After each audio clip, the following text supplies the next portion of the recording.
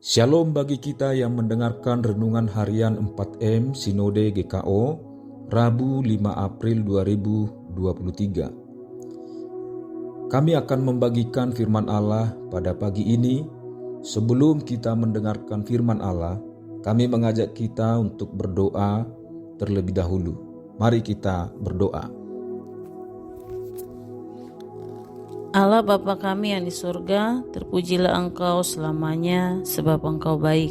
Ya Allah, karuniakanlah damai sejahtera-Mu atas kami dalam menerima firman-Mu. Beri kami hati yang paham dan kekuatan untuk mengerti melakukan firman-Mu. Sebab firman-Mu adalah terang bagi kehidupan kami. Kami memohon kepadamu ya Bapa, di dalam nama Yesus Kristus Tuhan kami. Amin. Saudara-saudaraku, nas Alkitab yang akan kita renungkan dari kitab Yesaya 50 ayat 6. Demikianlah sabda Tuhan. Aku memberi punggungku kepada orang-orang yang memukul aku, dan pipiku kepada orang-orang yang mau mencabut janggutku. Aku tidak menyembunyikan mukaku ketika aku dinodai dan diludahi. Demikian firman Tuhan. Adapun tema renungan kita adalah murid Kristus menderita aniaya karena membawa pesan Tuhan. Kita akan merenungkan nas ini dengan menjawab beberapa pertanyaan berikut. 1. Apa yang diberikan seorang murid Kristus ketika ia dipukul orang lain? 2. Apa sikap seorang murid Kristus ketika ia dinodai dan diludahi? 3. Apakah makna nas ini bagi pertumbuhan kedewasaan rohani bagi saya sebagai murid-murid Kristus? Saudara-saudara, berikut ini jawabannya. Yang pertama, yang diberikan seorang murid Kristus ketika ia dipukul orang lain ialah punggungnya kepada orang-orang yang memukulnya dan pipinya kepada orang-orang yang mencabut janggutnya. Maksud ayat ini hampir sama dengan yang diajarkan oleh Yesus Kristus yang dicatat di dalam kitab Matius 5 ayat 39. Yesus berkata, "Janganlah kamu melawan orang yang berbuat jahat kepadamu, melainkan siapapun yang menampar pipi kananmu, berilah juga kepadanya pipi kirimu."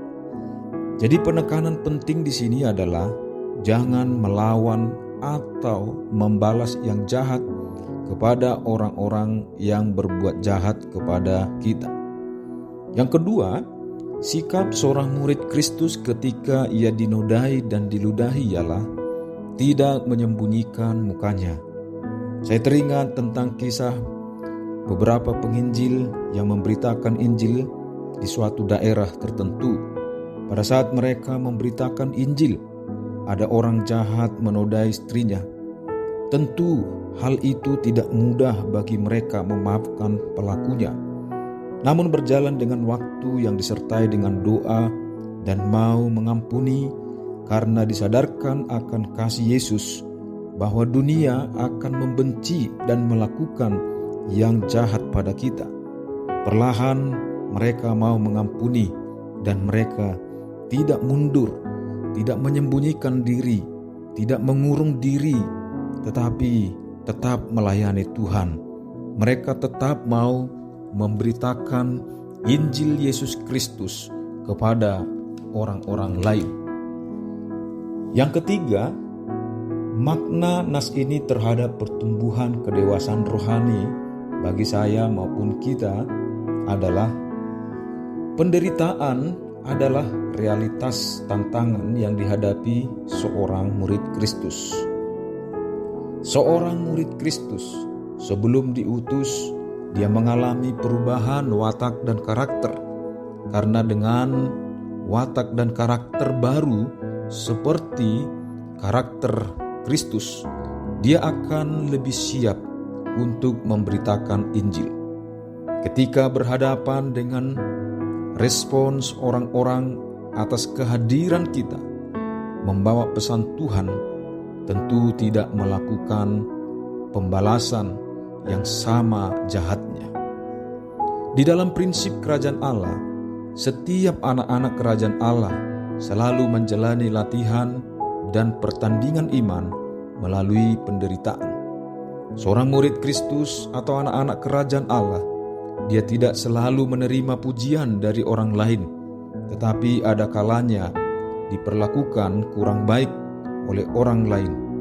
Bagi murid Kristus, dipuji dia tidak tinggi hati, dihina dia tidak membalas atau melakukan yang jahat, tetapi ia tetap mengasihi, dia tetap taat melakukan firman Tuhan.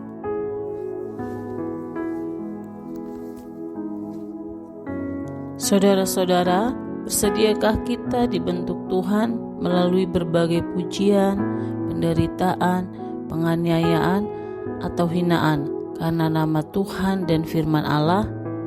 Marilah kita membagikan firman Tuhan ini kepada teman, saudara, maupun orang-orang yang ada di sekitar kita, agar mereka pun bersedia dibentuk menjadi murid Kristus. Saudara-saudara, mari kita berdoa. Allah Bapa kami yang di surga, terima kasih atas firman-Mu yang kami dengarkan ini. Engkau menghendaki kami untuk bertumbuh dewasa sebagai seorang murid Kristus yang taat. Berilah kekuatan kepada kami untuk melakukan firman-Mu. Berkatilah kami sebagai seorang suami, ayah, sebagai seorang istri, ibu, sebagai orang tua, sebagai anak, sebagai hamba Tuhan, sebagai anak-anak Tuhan, baik dalam kesehatan, pekerjaan, keluarga, agar kami dapat menjadi berkat, baik melalui kesaksian hidup kami, perkataan, perbuatan, untuk membagikan tanda-tanda kerajaan-Mu bagi orang lain. Di dalam nama Tuhan Yesus Kristus, kami memohon kepadamu. Amin. Shalom. Tuhan Yesus menyertai dan memberkati kita.